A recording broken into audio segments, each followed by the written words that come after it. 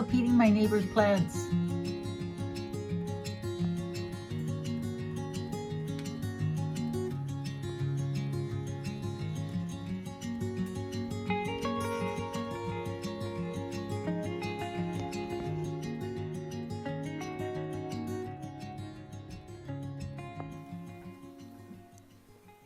Hey everyone, welcome back.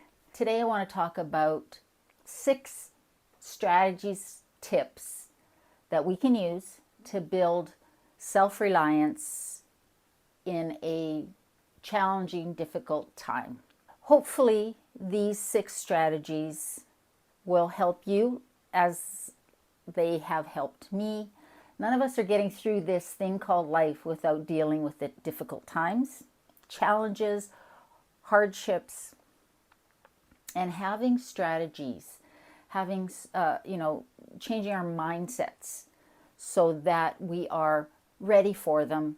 And when we encounter them, we have default behaviors and habits that get us through in a better, healthier, sort of faster way. So hopefully some of these help you, and let's get to them.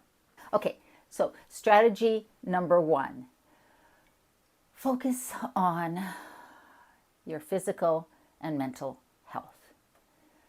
There's a reason that when we're sitting in airplanes and the flight attendants are going over the safety sort of features, that they tell us to put our oxygen masks on first. And that is because if we're not strong, we can't be there to help anybody, and we certainly can't be there to help ourselves. So taking the time to be physically active as much as you can be, to exercise, to go for walks, to get outside and breathe some fresh air. Very important for our physical and mental health.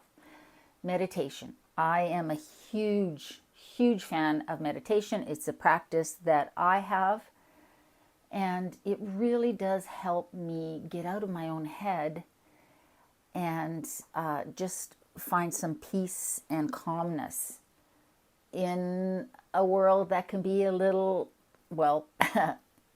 lacking in peace and calmness, especially nowadays. Eating properly, eating healthily as much as you can, at least most of the time.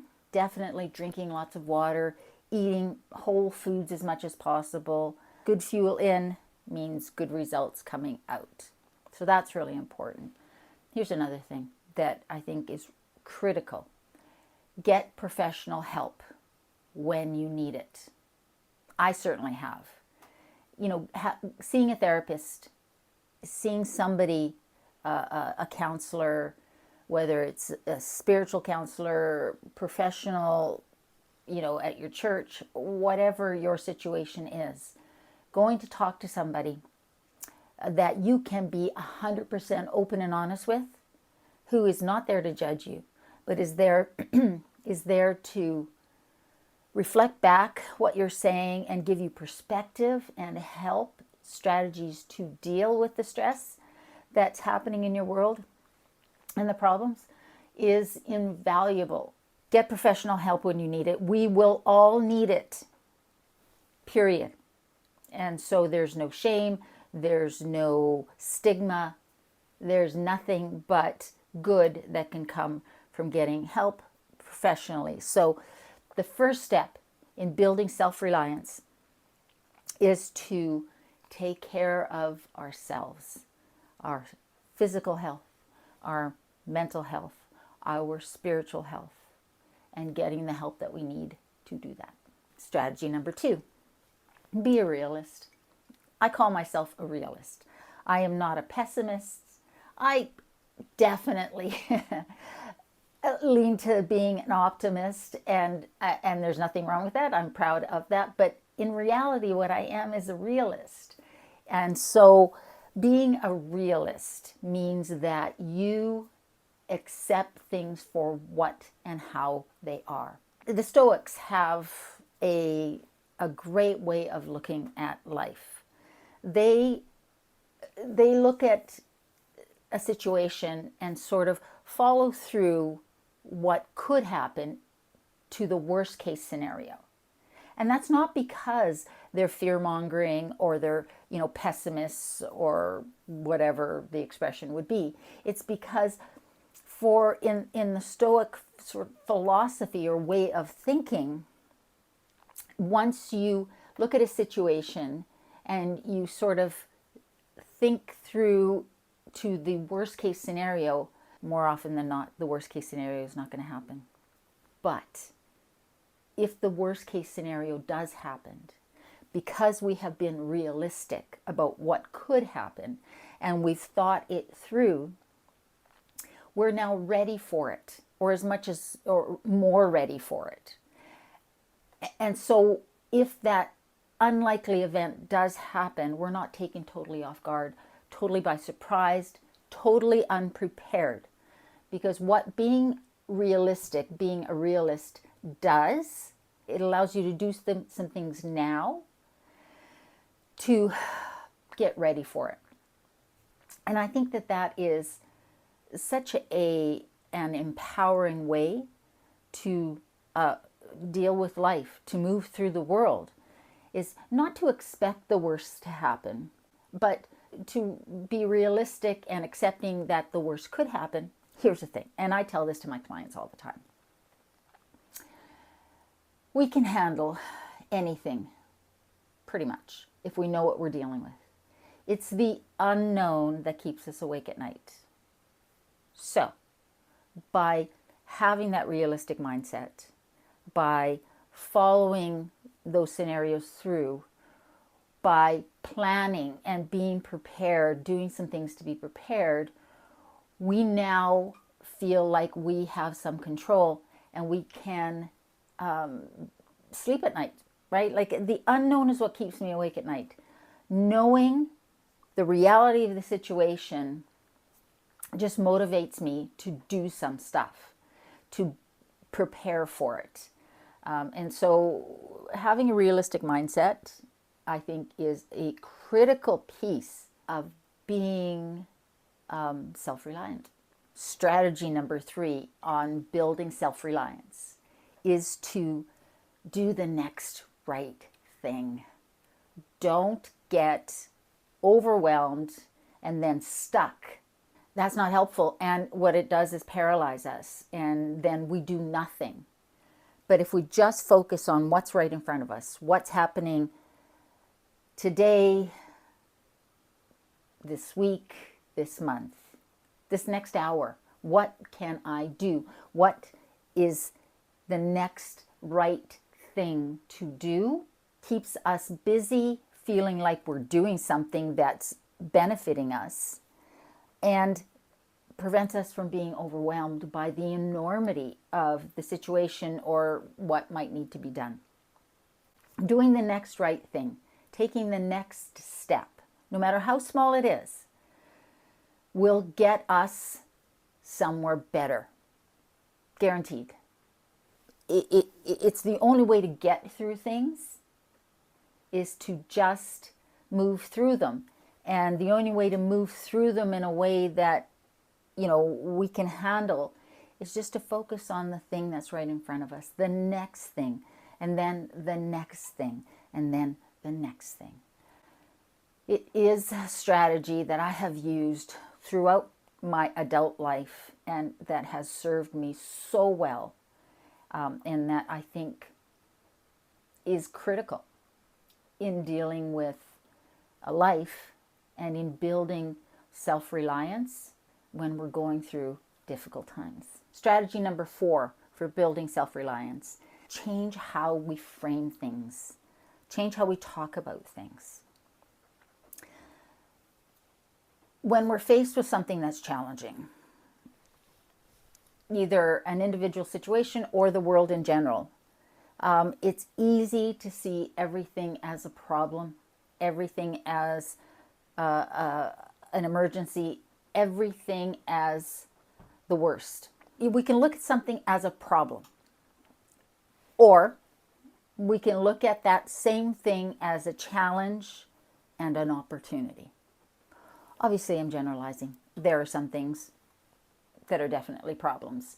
and that we can't change, that we can't reframe. But in general, most of the things that we're dealing with, we can decide to, instead of seeing that as a problem, to see it as a challenge and an opportunity.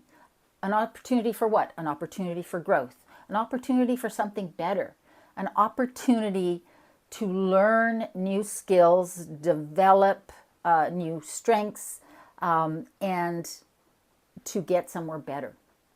In my life, there have been times when I was faced with something that I really wanted and I didn't get it. And at the time, I was devastated. Maturity and time has made it very clear that not getting that thing that I wanted, that challenge, and led me to something so much better, ended up in me having and being and living a life that was so much better. But I didn't know it at the time, and I was devastated. But if I had had the mindset that I do now and am constantly practicing, that when I run up against a wall and I'm not getting what I want, and all I'm seeing are problems, this is an opportunity for something better. And I just need to be aware that the universe is telling me this is happening for a reason that I don't understand and don't like, but that will lead me to a better place, a better situation, a better opportunity. And now that I'm older, I have that perspective. I wish I had had when I was young, of being able to accept that. I still don't like when I have challenges and I don't get the things that I really want. I'm mature enough now to realize that what's likely happening, what's almost always happening, is that the universe is guiding me to something better, and actually, in reality, preventing me from getting this thing that I wanted, which actually would have been bad for me. While this sucks, there's something better around the corner. And all I need to do is be patient, do the next right thing, deal with what's in front of me, and trust. Strategy number 5 for building self-reliance. Build yourself a good support network. This could be family, but not all of us have family that we can count on or that are supportive. It can be friends, it can be neighbors, it could be members of groups and organizations and clubs that we belong to. But these are people that have different skills than you, that have different knowledge than you, people that you know you can count on when you need help, and that can count on you. It's a reciprocal thing. If you need help with something, they're there to help you. And when they need help, you're there to help them. Why is this important? Because when we have that support group, that network, we don't feel so alone. Because when we're going through difficult times, it's so easy to feel like you're the only one and you're on this island by yourself and you're alone. And when you build this network, and it doesn't have to be huge, you don't feel so alone. Human beings are communal creatures. We might not all need huge networks, but we all need somebody. And sometimes that person or those persons are virtual. Maybe they're online friends. I think most of us will have a combination of people that we see in real life and that people that we communicate with virtually online, and they're both valuable.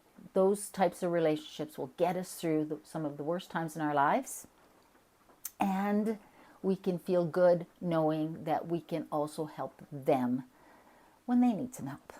Okay, number 6, and the last one that I'm going to talk about, and this one I think is going to be controversial. Stop seeing yourself as a victim. When we see ourselves as victims, then we feel helpless. And when we see ourselves as victims, we slip into the mindset that there's nothing I can do about it, so I might as well do nothing, right?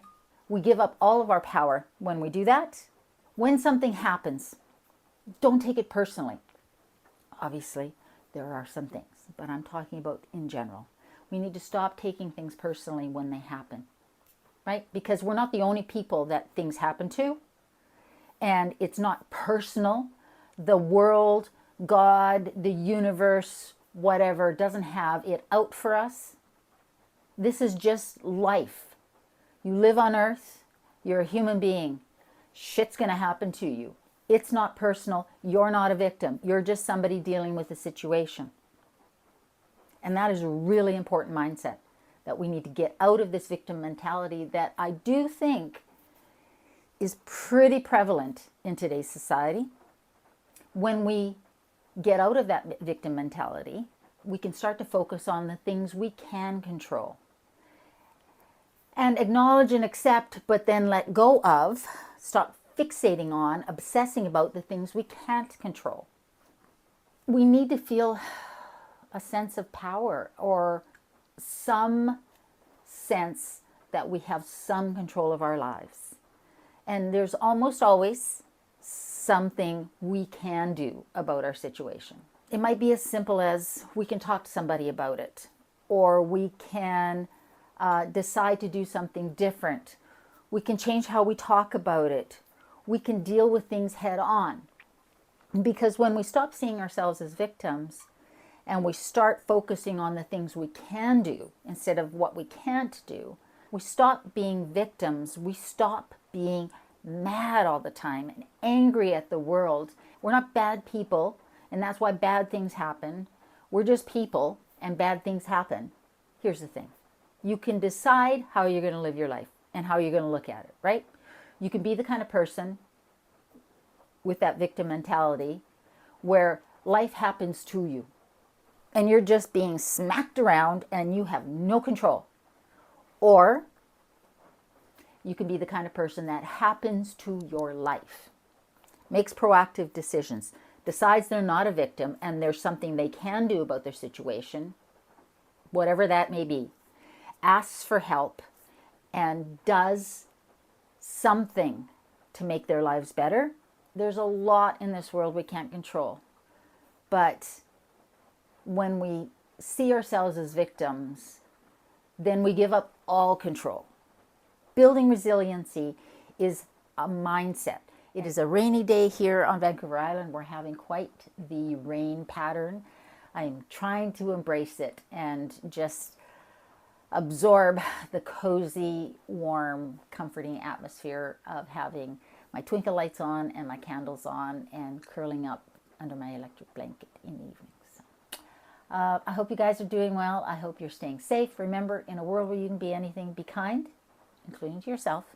I love you, and I'll see you next time.